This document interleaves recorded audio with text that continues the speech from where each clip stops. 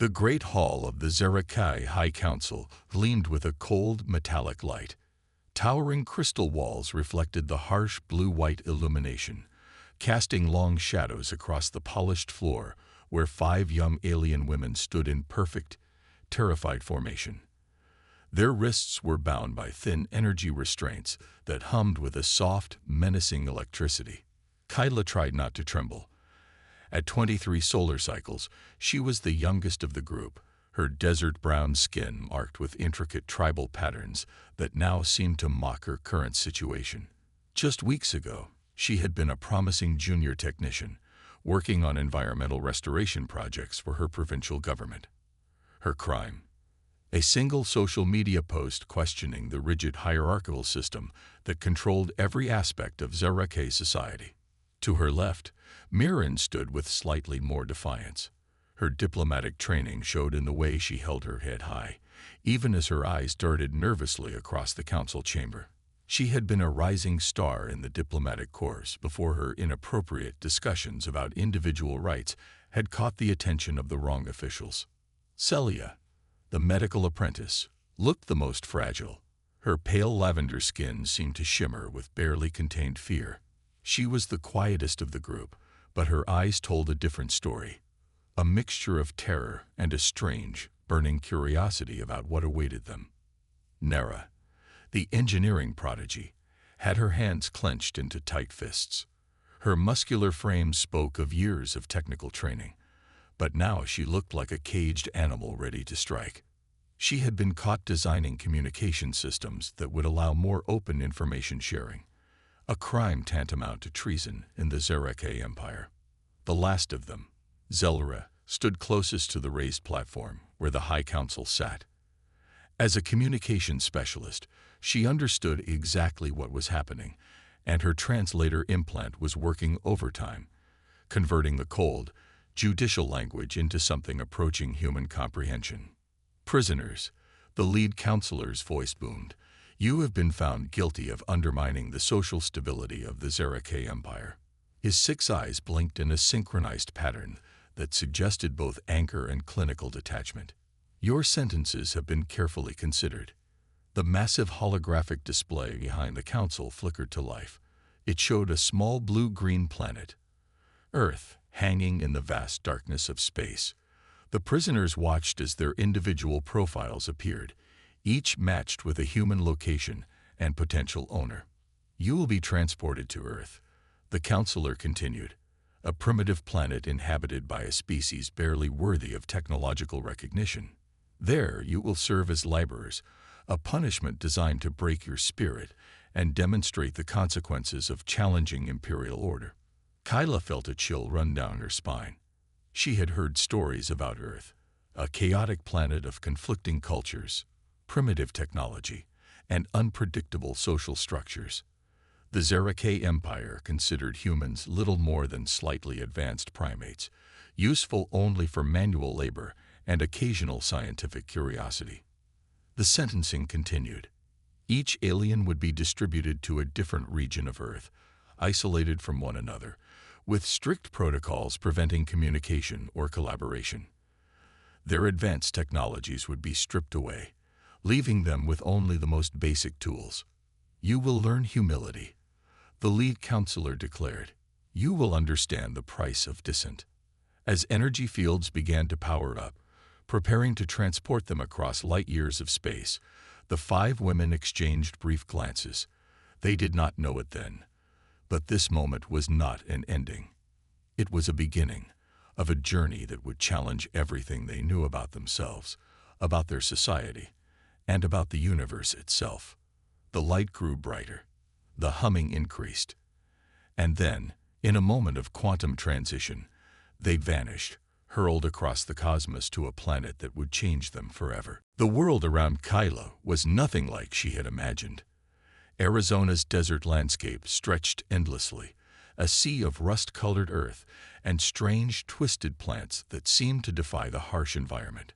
Dr. Marcus Rodriguez adjusted his worn baseball cap and looked at her with a mixture of curiosity and caution. "You'll be helping me with environmental research," he said slowly, speaking into a small translation device. The machine hummed and converted his words into her native language, each syllable precise and clinical. Kyla's assignment was clear. She was to assist in tracking desert ecosystem changes, a task that seemed laughably simple compared to the advanced environmental restoration projects she had worked on back home. Her energy restraints had been replaced with a tracking bracelet, a constant reminder of her status as a worker. Hundreds of miles away, Mirren found herself in a small Midwestern community center. Sarah Thompson, a community organizer with tired eyes and determination etched into the lines of her face, showed her around the facility. "We help people here," Sarah explained. "Immigrants, homeless, people struggling to make ends meet." The concept was foreign to Mirren. In the Zeraka Empire, social support was strictly hierarchical. Here, humans seemed to help each other without expecting immediate personal gain. Her diplomatic training began to see something her previous instructors had never taught her: the power of genuine community. In rural Vermont, Celia watched as James Carter, a local healthcare worker, prepared medical supplies. Her medical training had been advanced, full of complex technologies and genetic treatments.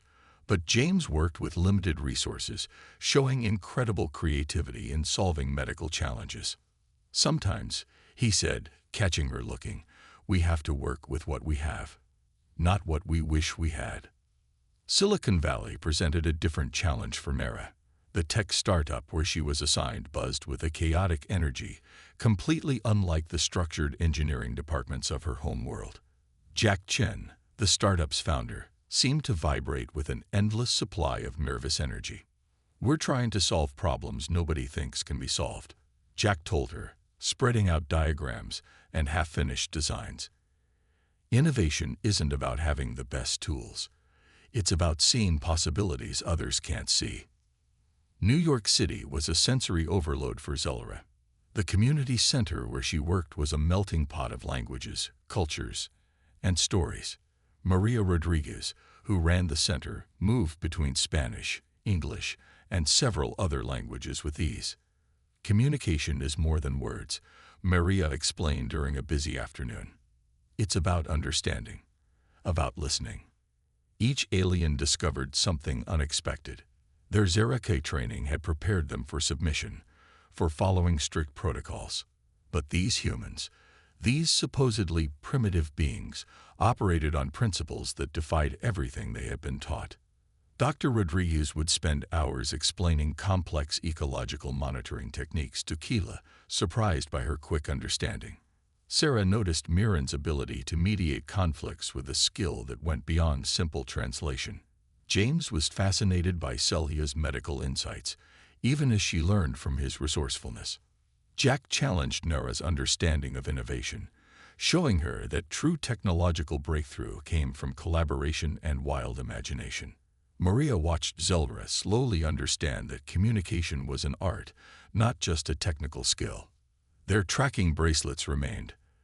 Their status as punishment laborers was clear, but something was changing, in small moments, in quiet conversations, in shared challenges. The Zeraka Empire had sent them to be broken. Instead, they were beginning to understand something revolutionary. Strength comes in many forms, and the most powerful transformations often start with simple human connection. As the Arizona sun set, casting long shadows across the desert, Kyla looked up at the sky. For the first time since her sentencing, she felt something she had never experienced before, a spark of hope. 2 months had passed since the 5 aliens arrived on Earth. Each day chipped away at the rigid protocols they had been taught, revealing a world far more complex than their empire had ever suggested. Kyla's fingers moved carefully across the delicate sensor array. Dr. Rodriguez watched in amazement as she recalibrated his environmental monitoring equipment.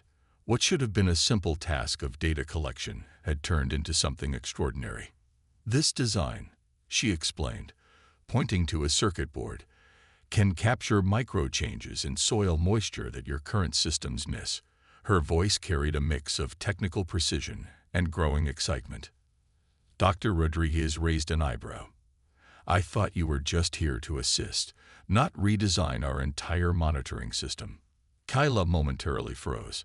In the Zeraka Empire, such unauthorized modifications would have resulted in immediate punishment.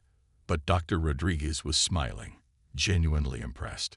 Hundreds of miles away, Mirren discovered the power of grassroots organizing. Sarah's community center was a hub of human resilience. Refugees, local activists, and struggling families came together, solving problems that seemed impossible from the outside. "We don't wait for the government to fix everything," Sarah told her during a community meeting. "We fix it ourselves." Mirren watched in fascination as people with limited resources pooled their skills. A retired engineer helped a young mother develop a job training program. A group of high school students created a community garden. Their solutions were messy, imperfect, and incredibly effective. In Vermont, Celia's medical knowledge collided with James Carter's holistic approach to healthcare. Her advanced genetic treatments met his understanding of community health and preventative care.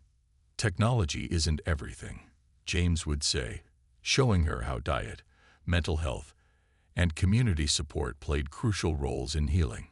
Sometimes, a conversation can be more powerful than any medicine. Celia began to understand something her medical training had never taught her. Healing was more than fixing biological systems. It was about understanding the entire human experience. Silicon Valley challenged everything Nara knew about technological innovation. Jack Chen's startup operated on principles that would have been considered chaotic in the Zeraka Empire. Meetings were loud, ideas were thrown around like tennis balls, and failure was seen as a learning opportunity. "We don't punish mistakes," Jack explained during a team brainstorming session. "We learn from them." Nara watched as team members from different backgrounds, programmers, designers, marketing experts, collaborated without the strict hierarchical structures she was used to. Their creativity seemed to multiply through their differences, not despite them. In New York City, Zelra's understanding of communication transformed.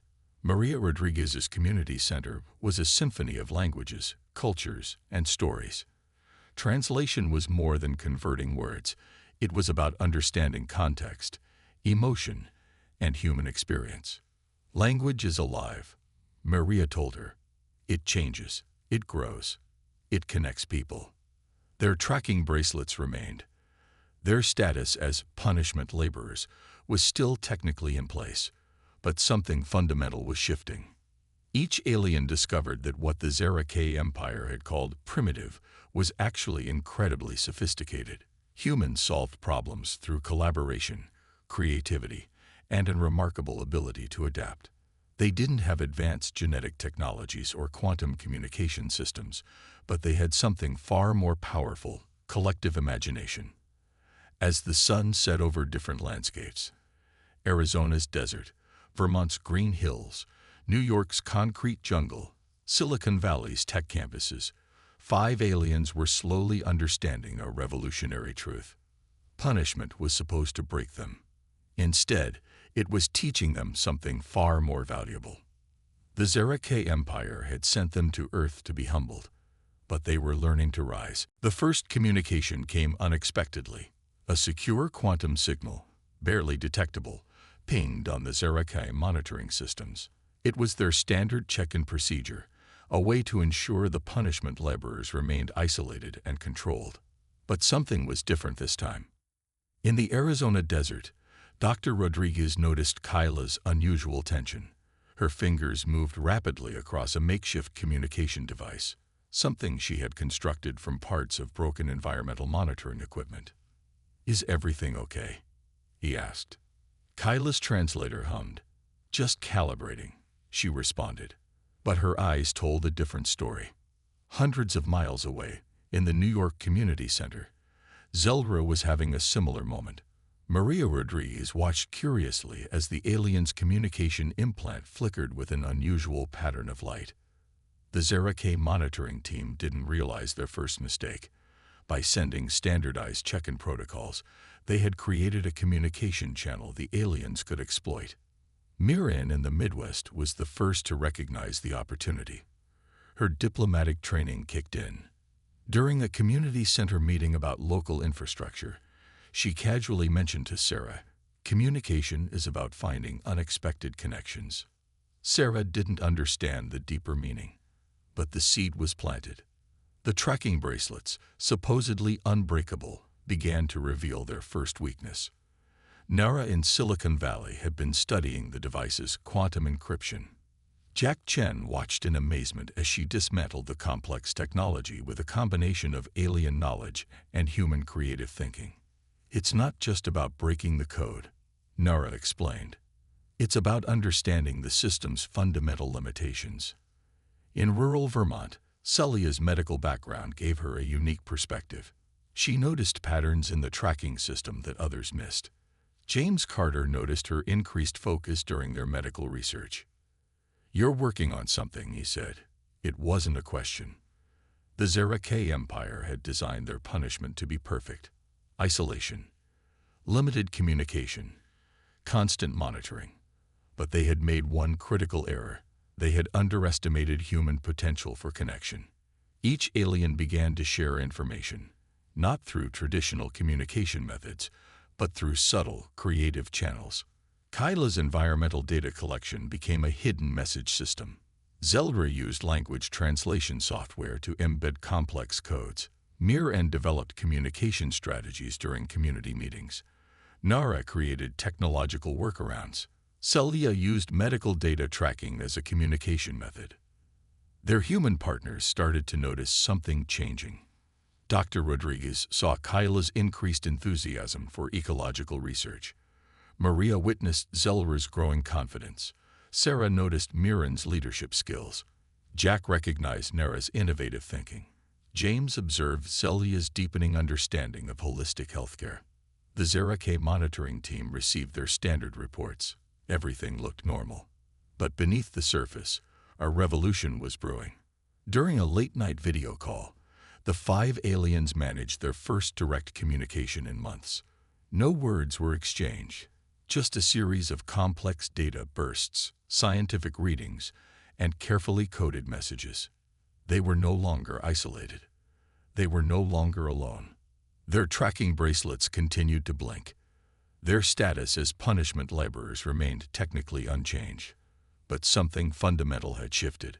The Zeraka Empire believed they were breaking these 5 aliens. Instead, they were teaching them the most powerful lesson of all: how to resist, how to connect, and how to transform. As the moon rose over 5 different landscapes, desert, city, farmland, tech campus, 5 aliens smiled. Their real journey was just beginning. 4 months had passed since the aliens arrived on Earth. What began as a punishment was transforming into something none of them could have predicted: a collaborative revolution of technology and understanding. In the Arizona desert, Kyla's environmental project caught the attention of national research institutions. Her modifications to Dr. Rodriguez's monitoring equipment could track climate changes with unprecedented accuracy. What started as a simple assist became a breakthrough that could help predict extreme weather patterns. "This is impossible," Dr. Rodriguez muttered, reviewing the data. "These predictive models, they're decades ahead of our current technology." Kyla simply smiled. Her alien technology, combined with human creativity, was doing something extraordinary. Hundreds of miles away in Silicon Valley, Nara was rewriting the rules of technological innovation. Jack Chen's startup had transformed from a struggling tech company to a potential industry game-changer. Their new communication encryption system, developed through Nara's alien insights and Jack's human creativity, promised to revolutionize digital security. "It's not just about protecting data," Nara explained during a team meeting. "It's about creating a communication ecosystem that adapts and learns." The team looked at her with a mixture of confusion and excitement. They didn't fully understand her, but they recognized genius when they saw it. In New York City, Zeldra's language translation project was gaining momentum. Maria Rodriguez introduced her to linguists and communication experts. What began as a community center project was becoming something much larger. "Language isn't just about words," Zeldra would explain. It's about understanding the space between words, the context, the emotion. Her translation algorithms could capture nuances that previous technologies missed. Diplomatic teams, tech companies, and humanitarian organizations began showing interest. Vermont presented a different kind of breakthrough. Celia's medical research with James Carter combined alien medical knowledge with human holistic approaches. Their joint research promised new ways of understanding human health, not just treating symptoms, but addressing root causes. "We're looking at healing differently," James told a group of medical researchers. "It's not about fighting disease. It's about understanding the entire human system."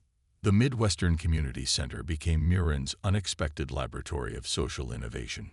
Her understanding of community dynamics, combined with Sarah Thompson's grassroots organizing, created new models of social support and community problem-solving. "We're not just helping people," Mirren explained. "We're creating systems that help people help themselves." The 5 aliens didn't realize how closely they were being watched.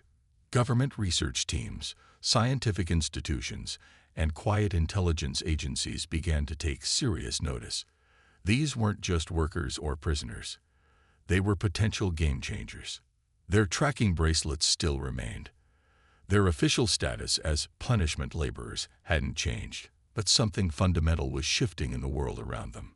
Each breakthrough was a subtle act of rebellion. Each collaborative project was a challenge to the Zera K Empire's belief that humans were primitive.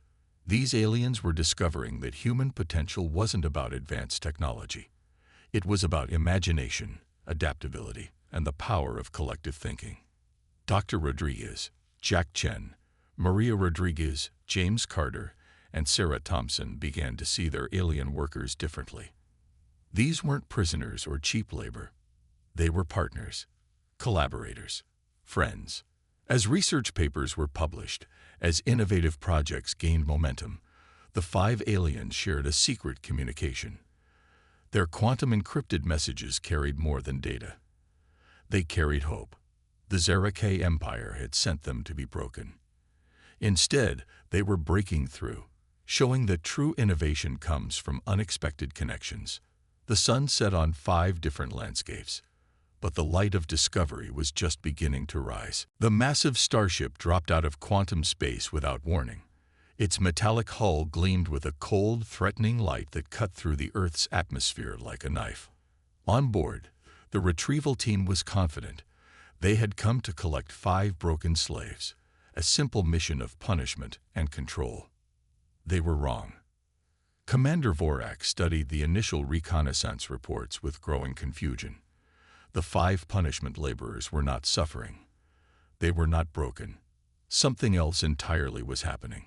In Arizona, Dr. Rodriguez was waiting. Kyla stood beside him, her posture different, no longer the scared technical worker, but someone who radiated quiet confidence.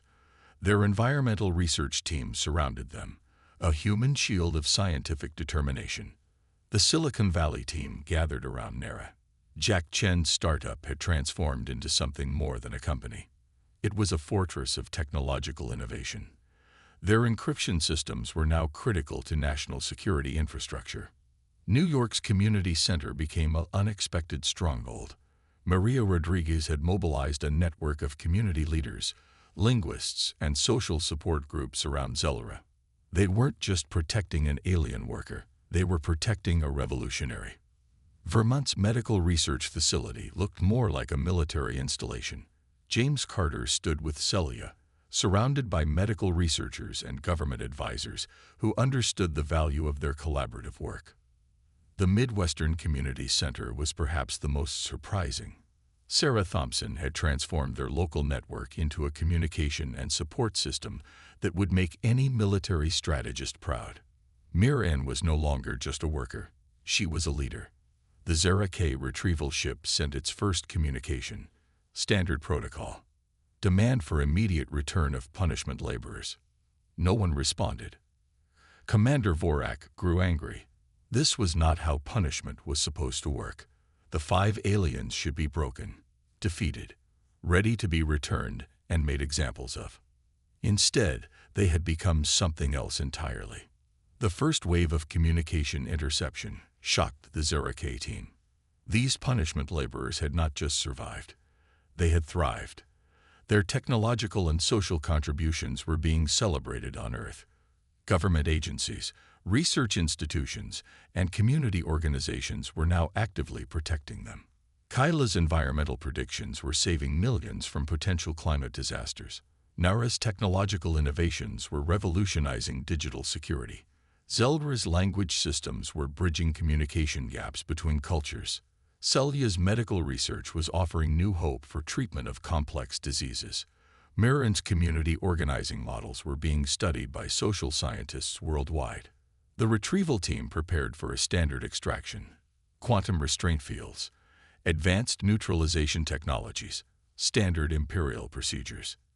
They had no idea what was waiting for them. As the ship prepared to launch its first extraction team, something unexpected happened. The ship's own systems began to malfunction. Zelra's communication technologies, Nara's encryption systems, Mirren's communication networks, they had prepared for this moment. The Zeraka Empire believed they were sending a retrieval team. Instead, they were about to receive a lesson. Commander Vorak watched in disbelief as their most advanced technologies were systematically disabled. Not through force, through something far more powerful: understanding. The 5 aliens who were supposed to be punished had become something else entirely. They were ambassadors, innovators, bridges between worlds. As the retrieval ship hung motionless in Earth's orbit, a message was prepared. Not a message of surrender, a message of transformation. The punishment was over. Something else was just beginning. The global broadcast began without warning. Millions of screens flickered to life in homes, offices, government buildings, and research centers across the planet. The Zeraka diplomatic ship hung in orbit, its massive hull a stark reminder of an alien presence that was no longer a distant concept. Commander Vorak appeared first. His 6 eyes blinked in the precise, calculated manner typical of Zeraka leadership. Behind him, a panel of Imperial Council members waited, confident in their superiority. "Prisoners will be returned," Vorak announced. His voice was cold, mechanical. This is not a negotiation. But Earth was ready. The first response came from Mirren. Her diplomatic training, once a tool of Imperial control, now became her greatest weapon. She stepped forward, flanked by Sarah Thompson and a diverse group of community leaders, researchers, and human rights advocates. "We are not prisoners," Mirren stated clearly. Her translator implant converted her words, but her tone needed no translation. "We are collaborators, partners." Kyla appeared next. Dr. Rodriguez stood beside her, holding a holographic display of their environmental research. Decades of climate prediction models, innovative restoration techniques, disaster prevention strategies, all developed through their collaboration. "Your punishment," Kyla explained, "has produced something you never expected." In New York, Zeldra demonstrated her language communication systems. Linguists, diplomats, and communication experts surrounded her. The technology she had developed wasn't just a translation tool. It was a bridge between cultures, capable of capturing nuances that previous systems had missed. Nara's appearance came with a technological showcase. Silicon Valley's top researchers presented encryption systems, communication technologies, and innovative solutions that had emerged from her work with Jack Chen's team. The Zeraka's most secure communication protocols looked primitive in comparison. Vermont brought Celia forward. Her medical research, combined with James Carter's holistic approach, represented a revolutionary understanding of health. Medical professionals from around the world stood as witnesses to the breakthroughs they had achieved together. The Zeraka Council looked confused. This was not how punishment was supposed to work. Slaves were not supposed to become partners. Prisoners were not supposed to transform their environment. Commander Vorak tried again. "You are in violation of Imperial law. These individuals must be returned for proper disciplinary action." The human response was unanimous and unexpected. The United Nations representative stepped forward. "No," she said simply. "They are now protected under international law. Their contributions to human society are significant and valuable." Global leaders, scientific institutions, community organizations all stood united. These 5 aliens were no longer prisoners. They were valued members of human society. Miren's diplomatic skills came to the forefront. She began to deconstruct the Zeraka judicial system, revealing its fundamental flaws, how punishment was used as a tool of control, how individual voices were silenced, how creativity was crushed under the weight of rigid hierarchical structures. The broadcast became more than a diplomatic confrontation. It became a public trial of the Zeraka Empire's entire social system. Commander Vorak realized something terrifying. They had not come to retrieve prisoners. They had walked into a trap of their own making. The 5 aliens who were supposed to be broken had instead become something powerful, not through violence, not through conflict, but through understanding, collaboration, and the incredible human capacity for transformation. As the broadcast continued, the world watched. The Zeraka Empire had sent 5 aliens to be punished. Instead, they had unleashed something far more dangerous: hope, connection, the power of unexpected collaboration. 6 months after the global broadcast, the world had changed forever. Kyla stood at the International Environmental Research Center in Arizona. Her combined human-alien technology had revolutionized climate prediction and ecosystem restoration. Countries that once struggled with environmental challenges now had hope. Entire regions were recovering, thanks to innovative techniques that blended scientific understanding with deep ecological respect. "We're not just fixing the planet," she would tell young researchers. "We're learning to understand it." In Silicon Valley, Nara had transformed Jack Chen's startup into a global technology innovation hub. Their encryption and communication systems were now used by governments, humanitarian organizations, and research institutions worldwide. What began as a small tech company had become a bridge between technological possibilities.